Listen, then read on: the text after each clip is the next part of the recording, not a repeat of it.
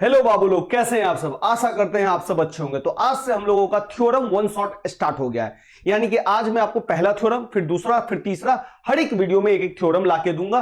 और ये वाला जो थ्योरम है थेल्स थ्योरम, ध्यान रखिएगा कि आपके 10 एग्जाम में से 8 एग्जाम में थेल्स थ्योरम 6.1 और 6.2 थ्योरम हर 10 में से 8 एग्जाम में पूछा जाता है। चाहे आप यूपी बोर्ड से हो, बिहार बोर्ड से हो, सीबीएसई बोर्ड से हो, जिस भी बोर्ड से हो, 6.1 और 6.2 मोस्ट VBI थ्योरम है। तो आपका 4 नंबर इससे पक्का आएगा। तो ध्यान से देखिएगा, मैं पूरा डिटेल के साथ बताऊंगा। और वीडियो आप जब भी देखिए, अगर कहीं भी समस्या है आप मुझसे जरूर पूछिएगा कि भैया ये कैसे हुआ। तो इसका लाइन भी आपको याद रखना पड़ेगा, क्योंकि क्वेश्चन आपसे दो तरीके से पूछेगा। कह देगा डायरेक्ट कि थेल्स प्रमेय को सिद्ध करें, या ये पूरा लाइन आपको देगा। ठीक है बच्चा, तो चलिए बिना किसी देरी के शुरू करते हैं। अगर आप चैनल पे नए हैं तो चैनल को जरूर सब्सक्राइब करिए, वीडियो को लाइक करिए और अपने ज्यादा से ज्यादा दोस्तों को शेयर करिए। क्वेश्चन है, यदि किसी त्रिभुज की एक भुजा के समांतर, देखिए मान लेते हैं ये आपका त्रिभुज है, ठीक है बाबू। अब इसमें तो 3 भुजा, तो किसी एक भुजा के समांतर, मैं मान लेता हूं इस भुजा के समांतर एक लाइन मैंने खींचा, एक रेखा खींची जाए, तो भाई इस भुजा के समांतर इस रेखा को हमने खींच दिया, ठीक है बाबू। तो अन्य दो भुजाओं को भिन्न भिन्न बिंदुओं पर प्रतिच्छेद करें। देखिए इस भुजा के समांतर मैंने इसको खींचा, तो ये यहां पे प्रतिच्छेद किया और ये यहां पे प्रतिच्छेद किया। तो कह रहा है कि अन्य दो भुजाएं समान अनुपात में विभाजित होगी। तो ये कह रहा है कि ये समान अनुपात में विभाजित होगी। उसको ऐसे समझिए, जैसे मान लीजिए ये आपका ट्रायंगल ABC है, ठीक है, और ये जो हमने लाइन खींचा ये DE है। तो ये आपसे बोल रहा है कि ये समान अनुपात, यानी कि AD अपॉन DB बट्टा DB बराबर AE बाय EC में विभाजित होती है। ये आपको सिद्ध करना है। बात समझ गए? यानी कि अगर एक भुजा के समांतर हम खींचेंगे तो ये इस अनुपात में सिद्ध करना है। अब जरूरी नहीं है कि ऐसे ही हो सकता है, हम चाहे तो इस भुजा के समांतर भी खींच सकते हैं इसको, तो ये इसके बराबर, ये इसके बराबर, यानी कि ये बट्टा ये बराबर ये बट्टा ये। जरूरी नहीं है, हम लोग ऐसे भी खींच सकते हैं, तो ये बट्टा ये बराबर ये बट्टा ये भी कर सकते हैं। तो ध्यान रखिएगा, जब भी बाबू लोग हम लोग थ्योरम सॉल्व करेंगे तो एक स्टेटमेंट लिखेंगे। स्टेटमेंट कैसे लिखेंगे समझते चलिए। स्टेटमेंट लिखेंगे, माना कि चलिए माना कि ABC एक त्रिभुज है, एक त्रिभुज है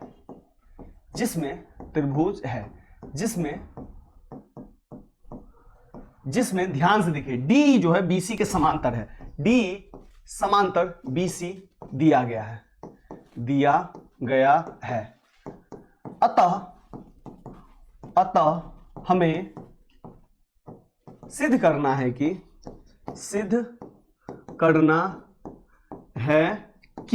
क्या सिद्ध करना है बाबू? तो भाई ये सिद्ध करना है AD बाई DB बराबर AE बाई EC। ये हमें सिद्ध करना है, ठीक है बाबू। दिया कहां गया है ये वाला लाइन? तो ध्यान से देखिए, त्रिभुज के एक भुजा के समांतर एक रेखा खींची जाए, तो हमने इस भुजा के समांतर इसको खींचा, ठीक है। अब आइए सॉल्व करते हैं। देखिए ज्योमेट्री में आपको कुछ रचना करना पड़ सकता है, जिसको आप आराम से रचना कर लीजिए। रचना में हम क्या करेंगे बाबू लोग, यहां से एक लंब डालेंगे यहां से, ठीक है बाबू। और ये लंब जो है यहां से पहले ले लेते हैं, ये लंब, ठीक है। एक लंब हम यहां से भी लेंगे, ठीक है बच्चा। ये जो लंब है D से लिए हैं तो DM लंब डालेंगे और E से लेंगे EN लंब, ठीक है। तो सबसे पहले लिखेंगे D से DM लंब का साइन ये होता है, ठीक है बच्चा। किस पे डाला? AD, तथा E से EN लंब किस पे डाला बाबू? EN लंब हमने AD पे डाला और DM लंब हमने AE पे डाला, तो इसको कर दीजिए AE और इसको कर दीजिए AD पर डाला। तथा फिर क्या करना है बाबू? फिर आराम से इसको इससे मिला दिया, D को C से, और फिर E को B से मिलाया, तथा D से C और B को E से मिलाया, ठीक है बाबू। यहां तक हमने कर लिया। यहां तक अगर किसी को दिक्कत है तो बता दीजिएगा। D से DM लंब डाला, E से EN लंब डाला, फिर इसको इससे मिला दिया, इसको इससे मिला दिया, ठीक है। यहां तक हमने कर लिया। अब हम काम करना स्टार्ट करते हैं, ठीक है बाबू लोग। तो चलिए सबसे पहले हम लेते हैं त्रिभुज ADE का क्षेत्रफल। दिख गया होगा आपको, त्रिभुज ADE का क्षेत्रफल। अगर नहीं दिखा तो मैं आपको दिखा देता हूं। चलिए मैं इस ट्रायंगल को एक और बना लेता हूं, ठीक है। ABC ध्यान से देखिए, ये था आपका डी, ठीक है बाबू। यहां से हमने एक लंब डाला, ये डाला लंब, EN लंब डाला, तो आपने त्रिभुज का क्षेत्रफल क्या पढ़ा, 1/2 बेस आधार गुने ऊंचाई। तो यहां भी हम भी लगाएंगे 1/2। आधार कौन है, तो भैया जिसपे ऊंचाई जाता है ना, यही आधार, ये आधार हो गया। तो AD इंटू ऊंचाई क्या है, तो भैया ऊंचाई हो, AD आधार हो गया, ऊंचाई यही लंब को हम ऊंचाई बोलेंगे, EN। ठीक है बाबू, ये क्लियर। इसी में आप डिवाइड कर दीजिए। किसको डिवाइड करेंगे, तो ध्यान से देखिए, हमने क्या किया, इसको ऐसे मिलाया, यहां पे देख रहे हैं ये मिलाया है। चलिए मैं कलर चेंज कर देता हूं आप लोगों के लिए, ये मिला देता हूं, ठीक है।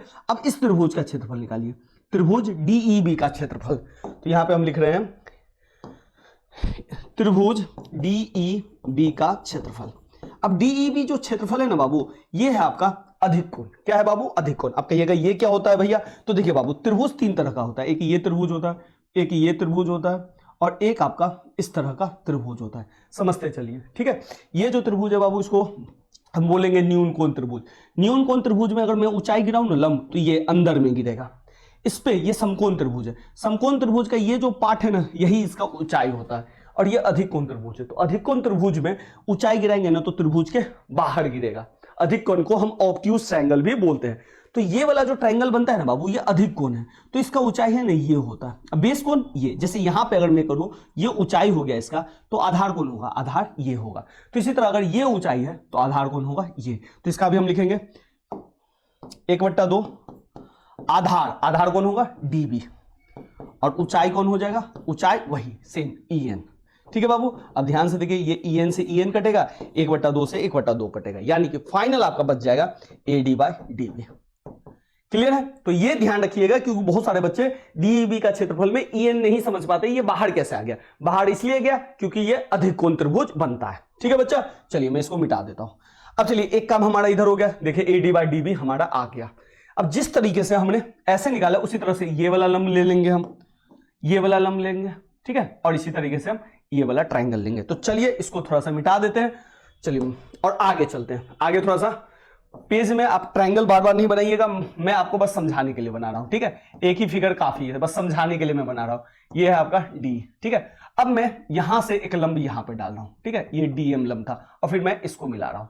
तो अभी बस आप ध्यान से देखिए, त्रिभुज ADE का क्षेत्रफल फिर से ले लीजिए, त्रिभुज ADE का क्षेत्रफल क्या होगा, फिर से वही 1/2 आधार गुने ऊंचाई। तो इस बार आधार कौन होगा, तो आधार इस बार ये हो जाएगा, क्यों, क्योंकि ऊंचाई इस पे गिरी है। ठीक है, तो आधार AE और ऊंचाई क्या हो गया, DM। ठीक है बाबू, अब इसी को बट्टा कर लीजिए, त्रिभुज, इस बार लेना है आपको ये वाला क्षेत्रफल, DEC का क्षेत्रफल। और ध्यान रखिएगा बाबू, DEC जो है अधिक कोण त्रिभुज है, तो जैसे ही अधिक कोण त्रिभुज है, तो ये इसकी ऊंचाई हो जाएगा और ये इसका बेस हो जाएगा। तो यहां पे त्रिभुज क्या है, DEC का क्षेत्रफल, DEC का क्षेत्रफल। तो इसी के नीचे में लिख देते हैं 1/2 आधार कौन है बाबू, EC, और ऊंचाई कौन है बाबू, ऊंचाई हो गया बाहर। क्यों ऊंचाई बाहर, अभी मैंने समझाया था, अधिक कोण त्रिभुज है इसीलिए ऊंचाई बाहर जाती है। तो DM, यहां भी ध्यान से देखिए, DM से DM गया, 1/2 से 1/2 गया, तो बचा क्या बाबू, तो बच गया आपका A/EC। अब ध्यान से रखिए, इसको आप मान लीजिए समीकरण 1, इसको मान लीजिए समीकरण 2।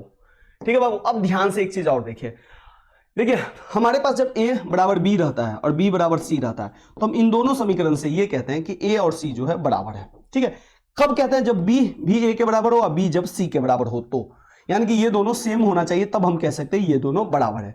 तो इसी तरीके से मैं इन दोनों को तभी बराबर कह सकता हूं जब इधर वाला हमारा बराबर हो। तो इधर ऊपर में देखिए ADE है और नीचे में DEB है, और इधर देखिए ऊपर में तो ठीक है ADE है, लेकिन नीचे में क्या है, यहां पे DEB है यहां पे, और यहां पे क्या है, DEC है। ये दिक्कत है। तो हम क्या करेंगे बाबू, तो हम एक प्रॉपर्टी लगाएंगे जो आप 9th क्लास में पढ़े हैं। अब ध्यान से देखिए कि हमारा जो ये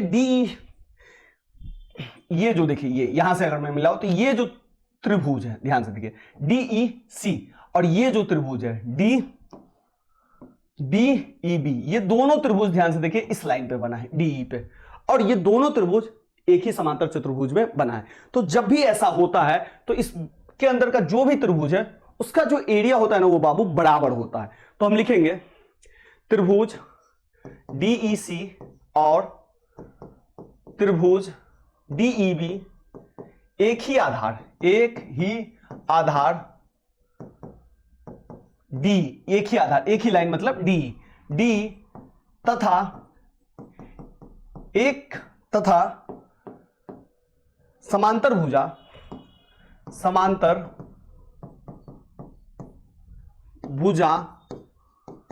D और BC के बीच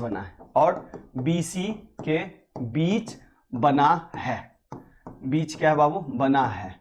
तो जैसे ये बीच में बना है तो वैसे ही हम बोलेंगे कि त्रिभुज DEC का जो क्षेत्रफल होगा, DEC का क्षेत्रफल वो किसके बराबर हो जाएगा, त्रिभुज DEB का क्षेत्रफल के बराबर। ठीक है बाबू, यानी कि दोनों क्या हो गया, बराबर हो गया। जैसे बराबर हो गया तो इसको यहां लेके आइए, ठीक है, और ये इसको लिखिए त्रिभुज ADE का क्षेत्रफल, और इधर लिख दीजिए नीचे में त्रिभुज DEC के जगह, DEC के इसके बराबर हो गया, इसकी जगह डाल दीजिए DEB का क्षेत्रफल, और कितना आया था बाबू, ये आ गया था AE बट्टा EC। तो इसको बोल दीजिए समीकरण 2, इसको छोड़ दीजिए। ठीक है, अब फिर लिखिए बाबू, इसको हमने समीकरण 1 माना था, इसको माना था समीकरण 2, तो लिख दीजिए समीकरण 1 और 2 से, समीकरण 1 और 2 से। तो जैसे ही मैंने अभी बोला था कि इधर वाला बराबर और इधर वाला भी बराबर, तो इधर हो गया बाबू AD बाई DB हो गया, और इधर हो गया बच्चा AE बाई EC।